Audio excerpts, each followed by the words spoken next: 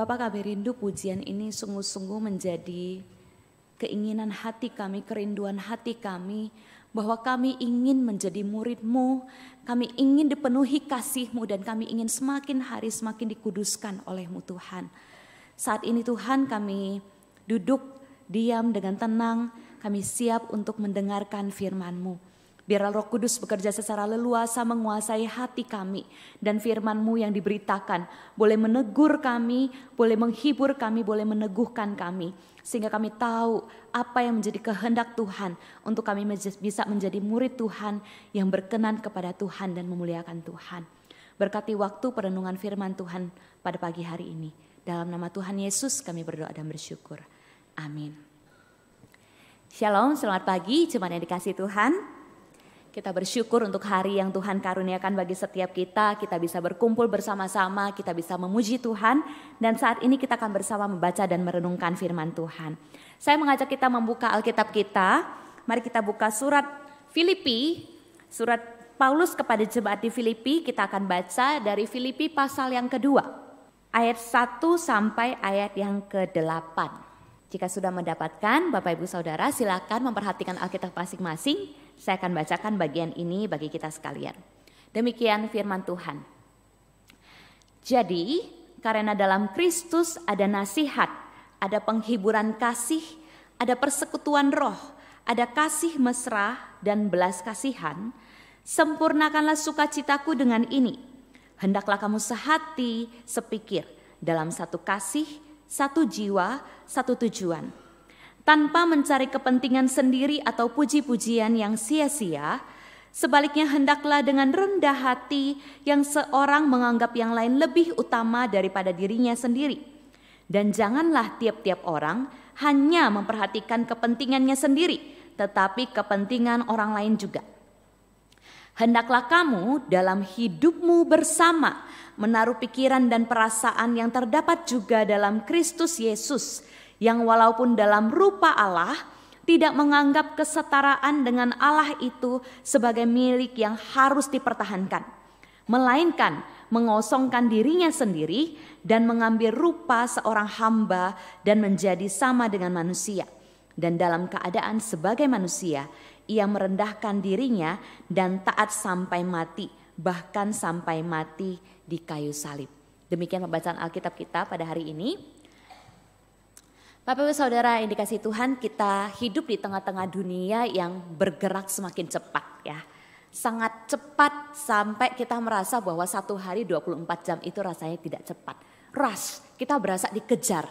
Habis mengerjakan satu hal kita dikejar mengerjakan hal yang lain. Kepala kita dipenuhi dengan banyak pikiran yang harus kita kerjakan, banyak tugas yang harus kita selesaikan, banyak hal yang harus kita pikirkan dan kita khawatirkan. Sehingga kita berpikir bahwa seandainya hidup ini semakin dimudahkan, akankah lebih baik? Dan ternyata memang itu sudah terjadi sampai hari ini gitu. Selama beberapa dekade terakhir ini kita bisa melihat bagaimana perkembangan internet begitu luar biasa cepatnya, teknologi berkembang begitu pesat, dan banyak di antara kita yang merasakan kita dimudahkan dalam kehidupan kita ya. Kalau kita lihat sekarang ya, kalau kita mau cuci baju dulu susah banget ya, kita harus ngucek, harus tunggu jemur dan lain sebagainya. Sekarang kalau kita repot, kita berjalan aja sedikit-dikit dekat-dekat rumah kita ada banyak laundry yang bisa ya kita pakai, kita gunakan fasilitasnya gitu. Atau kalau enggak di rumah sendiri mau cuci baju ada mesin cuci gitu ya. Sekarang kalau males cuci piring, pekerjaan ibu-ibu paling melelahkan adalah cuci baju, nyetrika, cuci piring gitu ya. Kalau ibu-ibu aja capek, apalagi bapak-bapak mungkin akan lebih stres kalau melakukan pekerjaan rumah gitu ya. Mau cuci piring sudah ada dishwasher gitu yang bisa memudahkan kita, tinggal taruh, tinggal dipencet langsung bisa bersih piringnya. Kalau kita capek sapu ngepel rumah, sekarang banyak pasangan suami istri yang dari pagi sampai malam kerja gitu ya. Udah capek tinggal pakai vakum robot gitu ya, bisa dibersihkan rumahnya. Nah, teknologi saat ini banyak sekali yang dimanfaatkan untuk memudahkan kehidupan sehari-hari kita gitu. Tapi kalau kita melihat pergerakan teknologi yang semakin terdepan gitu, akankah suatu hari manusia pada akhirnya tidak membutuhkan manusia yang lain dan digantikan oleh teknologi? Yang artinya Dalam satu rumah sudah penuh dengan teknologi, semua yang dibutuhkan bisa dipenuhi oleh teknologi. Mau belanja aja tinggal pencet toko oranye, toko hijau gitu ya. Nah, semua informasi kita mau cari tahu itu, mau konsultasi dokter saja sudah bisa online gitu. Mau belanja semuanya kita bisa ada dalam satu genggaman gitu. Bapak Saudara yang dikasihi Tuhan, orang mungkin berpikir bahwa kita akan sangat dimudahkan dengan adanya teknologi dan sudahlah kalau berhubungan dengan manusia banyak dramanya, sudah saya nggak perlu menghadapi banyak drama, saya manfaatkan saja teknologi. Bapak Saudara, salah satu negara yang sangat maju kita tahu berkat teknologinya itu adalah negara Jepang ya. Negara Jepang berkat teknologinya mereka bahkan bisa menciptakan teknologi untuk melestarikan gitu ya, melestarikan alam dan lain sebagainya gitu. Nah, berkat teknologi yang sangat maju Jepang itu termasuk 20 negara yang paling pesat gitu, yang paling makmur. Banyak warganya hidup dengan sejahtera gitu. Berkat teknologinya penduduk di sana juga bisa merasakan manfaatnya. Ketika ada bencana mereka tidak tiba-tiba tahu gitu dan akhirnya kelabakan mencari pertolongan dan lain sebagainya. Mereka diberitahu dari jauh-jauh hari lewat pesan sehingga mereka bisa melakukan tindakan penyelamatan dari awal gitu. Ketika ada kesulitan masalah finansial dan lain sebagainya saat pandemi beberapa tahun lalu ada bantuan diberikan kepada seluruh penduduk di sana entah warga negara asli ataupun warga pendatang dan ditransfer langsung ke rekening mereka tanpa perlu takut adanya korupsi dan disalahgunakan. Nah, maka kalau kita melihat betapa pesatnya kalau Bapak Ibu Saudara yang pernah berlibur ke Jepang gitu tahu bagaimana sangat dimudahkan gitu ya kehidupan di sana gitu. Banyak orang yang kemudian berpikir untuk dalam tanda kutip kabur aja dulu gitu ketika Jepang membuka kesempatan untuk menerima imigran. Bapak Ibu Saudara, kalau kita merasa enak ya hidup di Jepang gitu, orang gak ikut campur urusan orang lain, hidup sendiri dan lain sebagainya gitu. Saya ingin mengajak kita memperlihatkan ada sisi gelap dari negara ini yang membuat kita mungkin harus berpikir berulang kali itu. Kalau negara ini merasa teknologi ini bisa memudahkan hidup, ternyata ada hal lain yang mereka perangi juga, yaitu tentang masalah kesepian. Bapak Ibu Saudara dikasihi Tuhan, jika secara ekonomi Jepang itu termasuk 20 negara terbesar. Maka kalau kita melihat sebaliknya dalam relasi sosial, negara Jepang itu menduduki peringkat berapa? Negara Jepang menduduki peringkat 143 dari 167 negara. Soal kemampuan berelasi sosial interpersonal mereka. Ada sebuah tren yang selama beberapa dekade ini terjadi di Jepang dan ini terjadi selama bertahun-tahun menjadi masalah yang sangat serius di Jepang, itu tren yang disebut hikikomori ya, hikikomori. Tren ini mungkin Bapak Ibu ada beberapa yang tahu ya. Tren ini terjadi ketika ada sebagian masyarakat dalam usia produktif mereka, usia kerja, mereka menarik diri dari interaksi sosial. Menarik diri secara ekstrim ya, mengurung diri dalam suatu ruangan di kamar, tetap tinggal di rumah gitu. Tetapi menghindari interaksi sosial bahkan dengan orang terdekat. Bahkan di rumah sendiri. Dan itu terjadi bukan hanya 1 hari 2 hari, tapi bisa berbulan-bulan atau bertahun-tahun gitu. Bapak Ibu Saudara, tren ini terjadi karena ada orang-orang yang mulai berpikir saya pengen menghilang aja dari dunia ini dan tidak diketahui oleh orang lain. Gitu. Orang-orang seakan memiliki tekanan, mendapatkan tekanan stigma sosial, mereka lahir dari tekanan karena Jepang itu memberikan tekanan yang sangat besar soal tenaga kerja, soal kualitas hidup dan lain sebagainya gitu.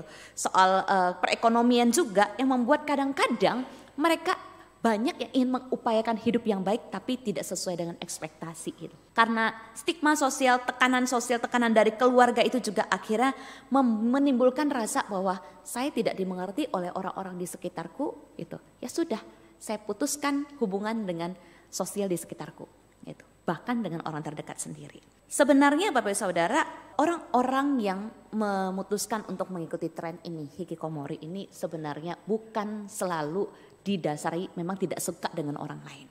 Tapi mungkin sebagian dari mereka itu mengalami kekecewaan gitu. Ya. Mereka mengalami deadlock, seolah-olah mengalami kebuntuan. Kebuntuan dalam arti begini. Di satu sisi ada bagian dalam diri mereka yang merasa kesepian, membutuhkan orang lain untuk bisa mensupport mereka di dalam tekanan yang besar dalam kehidupan mereka. Tapi di sisi lain, stigma sosial, kemudian kekecewaan, tekanan yang ada di sekitar mereka membuat mereka merasa percuma, nggak ada yang bisa saya harapkan gitu. Sudah, saya hidup sendiri saja. Banyak orang tua dicatat meninggal dalam kesendirian mereka. Ada orang-orang juga yang hilang tanpa jejak karena menjauhi sesamanya. Jepang dicatat sebagai negara ketiga yang paling kesepian di dunia. Bapak Ibu Saudara, saking seriusnya masalah ini, Kabinet Jepang membentuk Kementerian Kesepian untuk mengatasi masalah ini. Karena sangat seriusnya. Bapak Ibu Saudara, pada kenyataannya tidak ada satupun manusia yang sesungguhnya bisa hidup tanpa orang lain. Ya, karena Allah sejak semulanya mendesain manusia untuk hidup dalam relasi sosial sebagai cerminan relasi Allah Tritunggal itu sendiri.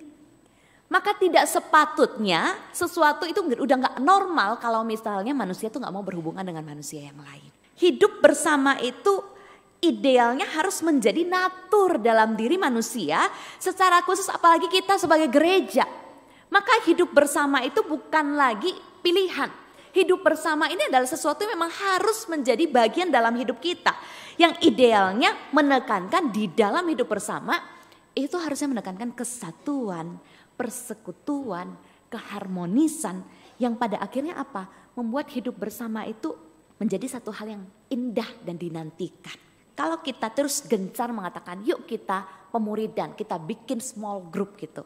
Kita perlu lihat dulu apakah hidup bersama dalam pemuridan dalam small group ini sungguh-sungguh deep dalam relasi yang memiliki kesatuan, keharmonisan itu yang membuat orang merindukan persekutuan itu, atau justru small group ini, pemuridan ini hanya ada di permukaan yang membuat orang ya udah ini hanya sekedar memenuhi program, saya tidak merasa diperhatikan, saya tidak merasa kehadiran saya dinantikan.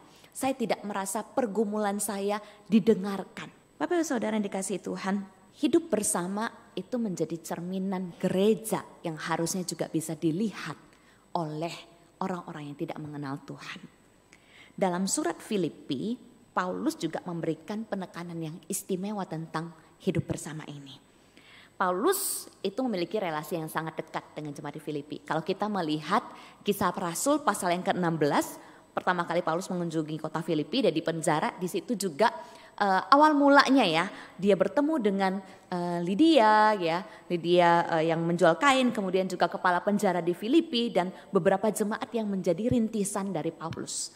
Nah, surat Filipi ini ditulis sekitar 1 dekade setelah Paulus mengunjungi kota Filipi.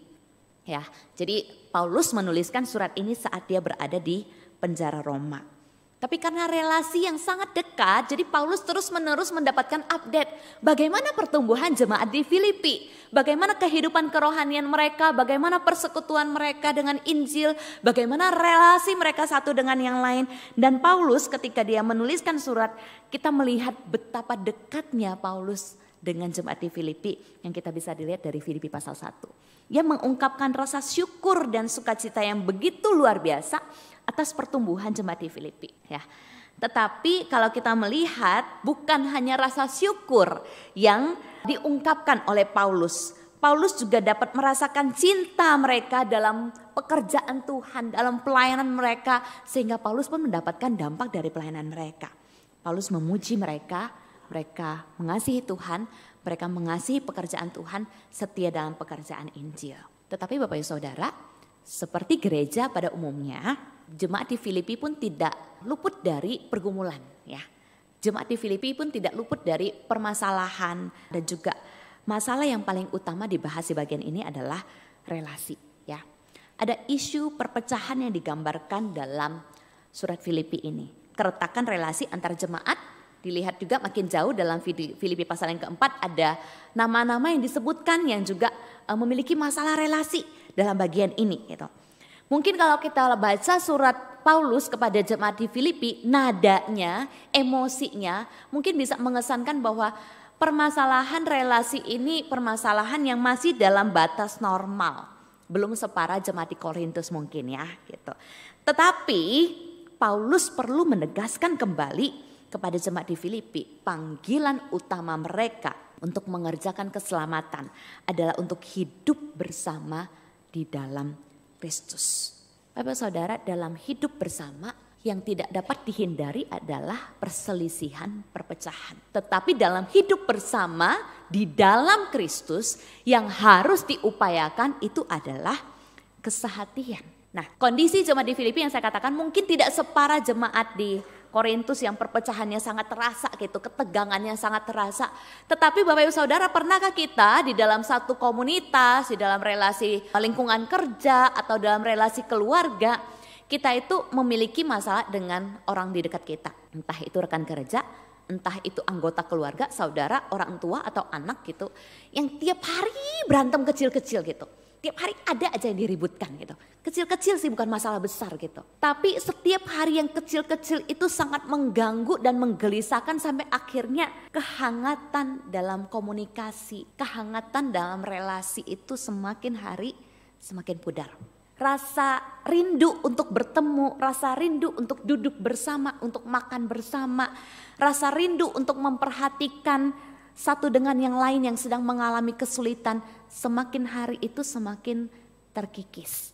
Hanya karena masalah yang kecil, tapi tiap hari itu. Dan itu sangat mengganggu.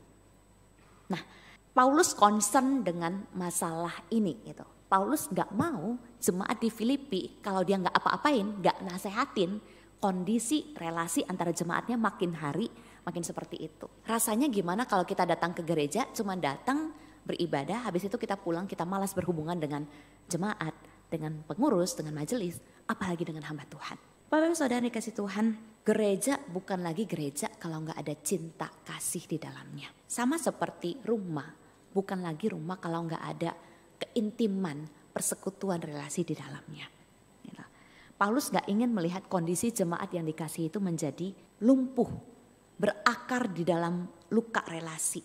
Maka dia mengingatkan kepada mereka kembali di atas dasar apa mereka menjadi murid Kristus. Nah, Paulus menekankan kebenaran ini di ayat yang pertama dari pasal yang kedua. Jadi ingat gitu ya, karena dalam Kristus. Karena dalam Kristus jemaat di Filipi itu bisa berkumpul. Mereka disebut jemaat karena mereka dalam Kristus. Mereka disebut Kristen karena mereka dalam Kristus.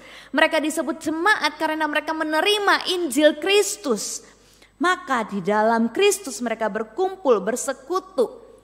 Dalam Kristus, Paulus katakan ada kesatuan, ada belas kasihan, ada persekutuan, ada cinta kasih. Di dalam Kristus itu pasti ada sesuatu yang baik yang dikaruniakan dari atas dan itu tidak perlu dipertanyakan lagi. Maka karena sesuatu yang baik yang dikaruniakan dari atas diberikan kepada orang percaya, harusnya outputnya itu juga baik. Itu yang Paulus ingin ingatkan kepada mereka.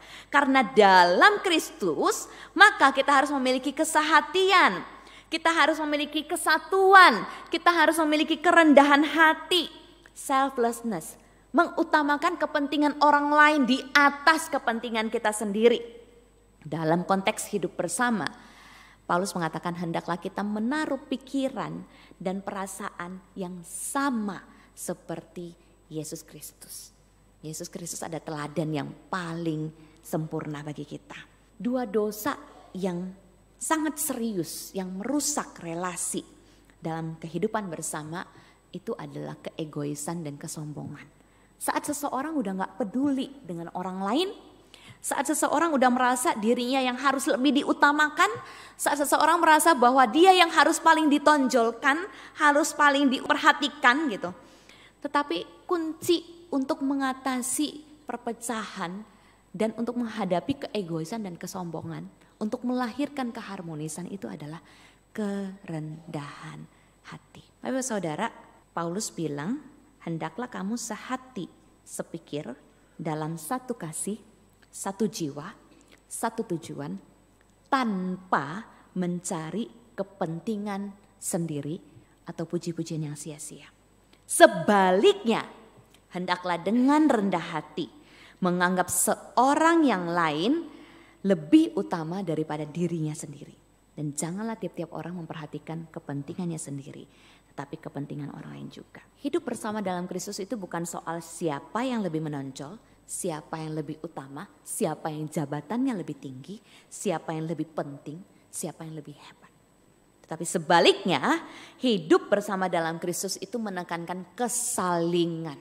Kalau saya menganggap Musa Okto lebih utama, lebih tinggi dari saya, lebih penting dari saya, Musa Okto menganggap saya juga lebih utama, kami akan bisa saling support dalam pelayanan. Kalau komisi satu dengan komisi yang lain, menganggap satu dengan yang lain lebih utama, gak akan ribut soal program, soal tanggal, kegiatan, soal anggaran gitu. Karena kita adalah satu kesatuan di dalam Kristus. Kalau satu jemaat dengan jemaat yang lain, menganggap yang satu dengan yang lain lebih utama daripada dirinya sendiri, nggak akan ribut soal saya yang harus terpilih menjadi majelis, saya harus menduduki bagian ini, saya harus menjadi BPMJ atau lain sebagainya. Karena kita memperhatikan kepentingan bersama dalam satu kesatuan di dalam tubuh Kristus. Bapak Ibu Saudara ini kasih Tuhan, kalau hidup bersama dengan prinsip dunia yang based on transactional relationship, yang dipikirkan adalah aku dapat untung apa dengan berelasi dengan engkau. Apa yang bisa aku dapatkan? Apa yang bisa menguntungkanku kalau aku mengenalmu, kalau aku melayani bersamamu, kalau aku bekerja denganmu, kalau aku hidup bersama dengan engkau. Tapi relasi dalam hidup bersama di dalam Kristus, dasarnya itu adalah grace-based relationship yang didasarkan dari anugerah Allah bagi setiap kita. Anugerah Allah yang kita tahu kita nggak pantas mendapatkan perlakuan yang istimewa. Yang kita tahu kita nggak pantas mendapatkan keselamatan. Tapi Kristus memberikannya bagi kita. Kristus merendahkan hatinya bagi kita. Harusnya grace itu juga kita cerminkan dalam relasi kita kepada orang lain. Dengan demikian dalam hidup bersama, ketika ada saudara kita bergumul dalam dosa, kita tidak langsung buang. Ketika ada saudara kita melakukan kelalaian, kesalahan dalam pelayanan, kita tidak langsung kritik dan memberikan kata-kata yang jahat. Ketika ada saudara kita yang sedang mengalami pergumulan, kesulitan finansial dan lain sebagainya, kita tidak menutup mata. Karena ada grace yang didasarkan dari anugerah Allah yang sudah dikaruniakan bagi setiap kita. Bapak Ibu Saudara, hidup bersama dalam prinsip dunia yang penting adalah saya, dan saya. Tapi hidup bersama dalam Kristus yang penting siapa? Yang penting siapa? Kristus, Kristus, dan Kristus. Ketika kita mementingkan Kristus dalam kehidupan bersama, maka kita pun akan mengasihi sesama kita seperti Kristus mengasihi kita. Bapak Ibu Saudara, sebagai murid Kristus, kalau kita menerapkan prinsip dunia, Kristus gak akan terlihat di dalam kehidupan iman kita. Paulus menasihatkan jemaat di Filipi, dasarnya adalah Kristus itu sendiri, karena Kristus pun telah mengosongkan dirinya, merendahkan dirinya demi kepentingan manusia berdosa. Maka pikiran dan perasaan yang seperti itulah yang harus dimiliki oleh kita. Karena apa? Di dalam ayat yang ke-6 dikatakan Kristus dalam keserupaannya dengan Allah tidak menganggap kesetaraan itu sebagai milik yang harus dipertahankan. Dalam terjemahan NIV, bagian ini diartikan begini, God did not consider equality with God something to be used to his own advantage. Allah tidak melihat kesetaraan keilahiannya itu sebagai sesuatu yang harus dipergunakan untuk keuntungannya sendiri. Saya Tuhan, saya Allah, saya ingin menyelamatkan manusia, saya harus lahir di tempat yang mulia. Saya Tuhan, saya harus lahir sebagai manusia yang powerful. Saya Tuhan, saya harus lahir sebagai orang yang dihormati oleh banyak orang. Jika demikian, saat Yesus dicobai di padang gurun dan iblis bilang, panggil semua malaikat. Kalau Yesus tidak merendahkan hatinya, oh kamu berani ya iblis ya melawan Tuhan. Dipanggil semua malaikat. Yesus tidak melakukan kehendak Allah Bapa. Tapi kerendahan hati Yesus membuat dia taat sepenuhnya pada kehendak Bapa. Sehingga dia pun menjalani pencobaan seperti manusia dicobai. Kristus tidak menganggap natur keilahiannya sebagai hak yang digunakan untuk keuntungannya sendiri. Sebaliknya, Kristus punya hak istimewa. Dia Tuhan, dia berhak, dia gak mau pakai. Privilege itu tidak membuat Kristus kehilangan keilahiannya, bukan. Kesetaraannya itu membuat dia memiliki hak untuk berkuasa atas dunia ini, melakukan apapun yang ia inginkan. Tapi ketika dia memilih untuk tidak mengambil hak itu, tidak membuat Kristus kehilangan keilahiannya dan membuat dia tidak menjadi Tuhan, bukan. Sebaliknya, dia tahu dia punya hak istimewa itu. Dia gunakan untuk apa? Mengorbankan dirinya, turun ke dalam dunia menjadi manusia. Menjadi manusia yang hina, yang berdosa, mati dengan cara yang paling hina. Supaya kita tidak mati dengan cara yang paling hina. Ditolak oleh Allah supaya kita diterima oleh Allah. Bapak Ibu Saudara, banyak orang di dunia ini yang ingin mendapatkan privilege padahal dia gak berhak. Ingin mendapatkan keistimewaan padahal dia gak berhak. Ingin selalu dilayani dan diutamakan padahal dia gak berhak. Sehingga untuk mendapatkan keuntungan-keuntungan itu, privilege itu, tidak segan-segan, tidak takut-takutnya, tidak sungkan-sungkannya menginjak-injak orang lain, merugikan orang lain, merusak hidup orang lain. Panggilan Tuhan kepada gereja tidak demikian. Lihatlah Kristus, lihatlah salibnya. Dia merendahkan dirinya dan taat sampai mati. Kristus merendahkan dirinya dengan mengambil rupa menjadi seorang manusia. Kristus gak mengambil rupa menjadi pribadi yang super power, malaikat. Tidak. Kristus datang menjadi manusia. Karena yang berdosa adalah manusia. Kristus merendahkan dirinya. Dia memilih untuk lahir di tempat yang hina. Bukan di istana, bukan di penginapan mewah. Tapi lahir di kandang binatang. Saat tidak ada tempat, tidak ada ruang bagi dia untuk meletakkan kepalanya. Kristus merendahkan dirinya saat ia memilih untuk lahir sebagai seorang bayi yang lemah. Saat menjadi seorang bayi, Kristus mengizinkan dirinya menjadi lemah. Harus dibawa ke Mesir untuk melarikan diri dari Herodes. Bukan langsung datang sebagai manusia yang super power. Kristus merendahkan dirinya saat ia bersabar selama 33 tahun untuk menyatakan dirinya turun dalam pelayanan di tengah-tengah dunia. Kristus merendahkan dirinya saat ia memilih murid. Ia tidak memilih murid dengan kedudukan-kedudukan yang tinggi. Ia memilih murid duduk, hidup, makan bersama, hidup bersama dengan orang-orang yang justru menjadi orang-orang yang terpinggirkan secara sosial. Kristus merendahkan dirinya saat ia menghadapi godaan. Ia pun menjalaninya dengan taat dan setia. Ia menahan rasa lapar, haus, rasa lelah. Ia taat secara total untuk menjalani jalan salib. Ia bahkan menerima penderitaan dan hinaan. Ia merendahkan dirinya sampai begitu rendah. Dan pada akhirnya dia mati di atas kayu salib. Bapak Ibu Saudara yang dikasihi Tuhan, panggilan Allah untuk jemaat Tuhan, untuk gereja adalah untuk hidup bersama di dalam Kristus. Hidup bersama dalam Kristus hanya bisa tercermin, hanya bisa terwujud ketika setiap anak-anak Tuhan menjadikan Kristus sebagai teladan utama, merendahkan dirinya, mengutamakan orang lain di atas kepentingannya sendiri. Pemuridan hanya bisa terjadi dalam konteks relasi, tetapi bagaimana orang bisa hidup di dalam relasi, dalam hidup bersama yang baik, yang betah, kalau di dalamnya selalu ada percecokan, selalu ada orang-orang egois yang ingin dirinya yang paling diutamakan. Tidak ada pemuridan yang terjadi di luar relasi yang tulus dan otentik. Ketika manusia, ketika orang menyebut dirinya Kristen tetapi egois, maka itu perlu dipertanyakan identitasnya di dalam Tuhan. Apa yang kita lakukan itu tidak semata-mata meminta kita untuk mengorbankan seluruh hidup kita sebenarnya. Karena Kristus sudah melakukannya untuk kita. Ketika kita diminta untuk mengangkat telepon kita, menelepon saudara kita yang sudah lama tidak kita lihat. Itu tidak membuat kita kehabisan waktu kita satu hari, bukan. Ketika kita membuka diri kita, merendahkan diri kita untuk minta maaf terlebih dahulu sekalipun kita tahu bukan kita yang salah. Itu tidak akan membuat nilai diri kita menjadi sangat rendah dan hina, bukan. Ketika kita membuka diri kita untuk mau dilayani oleh orang lain, itu tidak membuat kita akhirnya menjadi merasa kita lemah dan butuh pertolongan. Tidak. Ketika kita juga mau mulai memberi diri kita mengulurkan tangan kita, memberikan kepada saudara-saudara kita. Saat kita kekurangan pun, saya yakin kita tidak akan sampai kelaparan.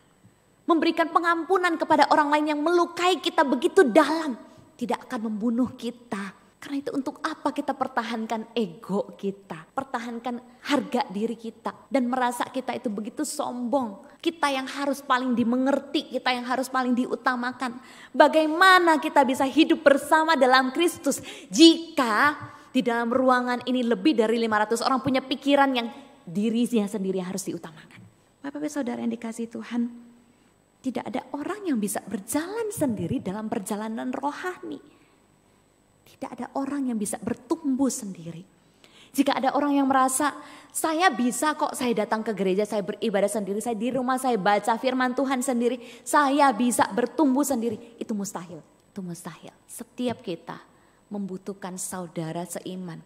Seperti Amsal katakan, besi menajamkan besi, manusia menajamkan sesamanya. Karena dalam situlah panggilan Tuhan bagi gereja. Bapak saudara, mungkin ada di antara kita yang merasa saya sudah cukup kecewa dan pahit. Akhirnya saya memutuskan untuk menarik diri. Saya nggak mau ikut small group karena dalamnya banyak gosip. Saya nggak mau pelayanan. Saya nggak mau ikut persekutuan komisi. Karena ketika saya bergumul, saya tidak diperhatikan. Kekecewaan itu akhirnya membuat kita merasa, saya tarik diri aja lah, saya menjauh. Bapak saudara, banyak di antara kita yang mungkin merasa stres, merasa putus asa, merasa juga mengalami kebuntuan di dalam relasi kita di antara saudara seiman. Saya ingin bagikan apa yang saya rasakan selama 1 tahun ini. Ketika saya melepaskan jabatan struktural saya di gereja, saya memutuskan untuk secara full time menjadi seorang ibu merawat anak kami. Bapak Ibu, saya merasa sangat sendirian. Saya merasa sulit ketika saya mengalami pergumulan untuk mengurus anak kami Brandon. Bukan berarti saya tidak bersyukur. Tapi ketika saya bergumul, saya harus cerita ke siapa? Ketika saya mengalami kesulitan, siapa yang bisa memahami beban saya dari sudut pandang saya? Emosi saya terkuras habis, energi saya terkuras habis. Tetapi dalam 1 tahun ini beberapa kali Tuhan membukakan kepada saya apa yang menjadi kehendak Tuhan di dalam kehidupan saya. Ketika seluruh emosi saya, energi saya curahkan dan saya merasa kelelahan luar biasa, saya merasa kewalahan. Ada bagian dalam sisi saya yang malas ketemu orang. Ada bagian dalam sisi saya yang pusing amat lah urusan gereja, saya udah melepaskan jabatan struktural saya gitu. Pusing amat gitu. Tetapi ada aja cara Tuhan untuk mengembalikan saya kepada jalan yang Tuhan inginkan gitu. Ada aja jemaat, ada aja guru itu, pegawai, telepon, WhatsApp. Ada waktu enggak? Cuman tahu, bisa enggak ngobrol, bisa enggak telepon. Ada aja jemaat yang Tuhan pakai juga untuk tiba-tiba tanya, gimana kabarnya? Jemaat yang sama sekali enggak pernah saya duga gitu. Tuhan kirim untuk datang kepada saya. Dan saya bersyukur Tuhan juga berikan saya kesempatan untuk melayani dengan berbagai cara gitu.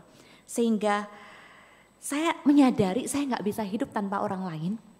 Saya perlu bertumbuh bersama dengan orang lain gitu. Jadi ketika satu kali ada seorang ibu yang mengalami kesulitan saat ibadah di baby room. Seorang ibu yang anaknya baru beberapa bulan, anak saya sudah 1 tahun, saya tidak lebih hebat, tapi saya memahami kesulitannya. Saya bisa merangkul. Ketika ada jemaat yang mengalami kesulitan dan ingin bercerita, saya tahu ruang gerak saya dan waktu saya semakin terbatas ketika saya kemana-mana harus bawa Brandon. Saya undang mereka ke rumah untuk makan bersama. Ketika makan bersama, kami berbagi cerita bersama, berbagi hidup bersama. Ada saudara-saudara yang menelpon saya, memberikan dukungan kepada saya pun bisa mendengarkan dan mendoakan mereka. Dan saya ingin katakan, hari ini ketika saya bisa berdiri di sini, kemarin sampai tadi pagi, beberapa kawan-kawan hamba Tuhan WhatsApp saya secara pribadi. Mereka tahu saya udah lama banget gak khotbah. Mereka bilang, selamat mempersiapkan diri. Bapak saudara, apa yang Tuhan lakukan kepada saya sampai hari ini menghangatkan hati saya. Membuat saya menyadari bahwa gereja Tuhan itu indah, hidup bersama itu indah. Ada perbedaan, ada perselisihan memang gak bisa dihindarkan. Tapi ketika kerendahan hati itu muncul, ketika ada hati untuk memikirkan orang lain lebih utama, lebih penting dari diri kita sehingga kita bisa care kepada sesama kita, maka kita bisa merasakan keindahan dan kehangatan yang membuat saya rindu rumah Tuhan, yang membuat saya rindu jemaat Tuhan, yang membuat saya rindu melayani Tuhan kembali. Saya bersyukur untuk itu. Bapak saudara, saya rindu setiap kita jika kita bilang, saya takut terluka lagi, saya takut dikhianati dan ditinggalkan lagi. Saya cuma pengen bilang begini, Kristus, dia yang punya alasan paling jelas untuk tidak datang ke dunia dan hidup bersama manusia. Karena dia yang paling tahu isi hati dan pikiran manusia. Dia yang paling tahu bahwa dia akan hidup bersama orang-orang yang akan mengkhianati dia, menjual dia, meninggalkan dia. Tetapi dia merendahkan dirinya, tetap memilih untuk mengasihi dan mengutamakan manusia yang ia kasihi. Hidup bersama dengan mereka, memberikan satu teladan untuk kita anak-anak Tuhan hidupi sampai hari ini. Itulah panggilan Tuhan. Saya menyadari itu jauh lebih sulit dilakukan di zaman ini. Di tengah hektiknya dunia, banyak masalah. Kita pun perlu membereskan hati kita masing-masing. Tetapi saya ingin mengatakan bahwa semuanya kalau kita lakukan dengan pikiran dan perasaan yang sama seperti Kristus, maka setelah kita melakukannya, Tuhan akan membuat hati kita menjadi penuh. Kekecewaan kita akan diganti dengan sukacita. Keterpurukan dan keputusasaan akan diganti dengan harapan bahwa gereja Tuhan akan bertumbuh. Kalau kita semua bergandengan tangan, hidup bersama. Dan pemuridan di dalam Tuhan yang terjadi dalam relasi akan terbangun dalam relasi yang tulus, yang otentik. Gak perlu kepalsuan karena kita tahu, kita belajar saling menerima satu dengan yang lain. Saya rindu melihat Gemim Kristus Manado yang usianya sudah 63 tahun. Tidak hanya usianya yang semakin bertambah, tapi kedewasaan rohani kita. Kita sama-sama mengarahkan pikiran, perasaan kita seperti apa yang Tuhan Yesus Kristus rasakan dan lakukan. Kiranya Tuhan beranugerah bagi setiap kita. Mari kita berdoa. Bapa kami di surga, sebagai manusia yang lemah dan masih hidup dalam daging, kami seringkali lebih membiarkan keegoisan dan kesombongan menguasai hati kami. Dan secara sengaja ataupun tidak sengaja kami melukai sesama kami. Tuhan ampuni kami. Kami tahu tidak seharusnya sebagai anak Tuhan, sebagai murid Kristus, kami mementingkan diri kami sendiri. Karena Engkau pun telah merendahkan dirimu, mementingkan kami sehingga Engkau datang ke dunia, mati di atas kayu salib supaya kami bisa beroleh keselamatan. Bapa, jika ada di antara kami yang mengalami kekecewaan, luka dalam hati kami di tengah-tengah komunitas ini, ajar kami untuk melihat bahwa kami tahu gereja kami tidak sempurna, tapi Tuhan memanggil kami untuk sama-sama berjalan dalam pikiran dan perasaan seperti Engkau Kristus. Tolong kami Tuhan untuk mewujudkan hidup bersama di dalam Kristus, itu tidak mudah. Iblis tidak senang dan akan terus mencobai kami, merusak relasi kami dengan berbagai cara. Tapi mohon Tuhan yang boleh menolong kami untuk terus belajar mendekatkan diri kepadamu, untuk memahami kehendak Tuhan di dalam gereja kami. Mohon belas kasihan-Mu, anugerah-Mu bagi setiap kami Tuhan. Terima kasih untuk firman-Mu. Dalam nama Tuhan Yesus kami berdoa dan bersyukur. Amin.